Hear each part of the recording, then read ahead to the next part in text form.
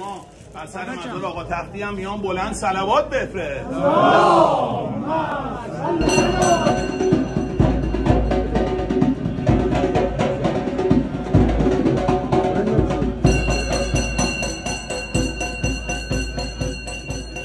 بسم الله الرحمن الرحیم. امروز 56مین سالگرد جهان پهلوان تختی رو در حرم و آستان مقدس شیخ صدوق داریم که با حضور گسترده ورزشکاران، پیشکسوتان، قهرمانان آحاد جامعه ورزشی به ویژه مسئولین استانی و شهرستانی در این مراسم حضور دارند. اگر ما می‌بینیم بعد 56 سال این چنین حجم عظیمی از مردم در سالگرد جهان پهلوان تختی مشارکت دارن و شرکت میکنن، این نبوده مگر اینکه روح پهلوانی و دستگیری و کمک به نیازمندان بوده و در کنار مردم بودن و با مردم بودن.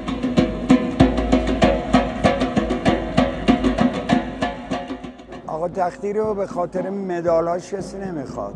آقا تختی به خاطر سجایای اخلاقیش میخواد و تداوم اون ادب و معرفت و مردمداری که داشت باعث این شد که هنوز در دل مردم باشه. پس بنابراین مدال ملاک نیست، مردمداری، ادب، دست ضعفا رو گرفتن این ملاک اصلیه.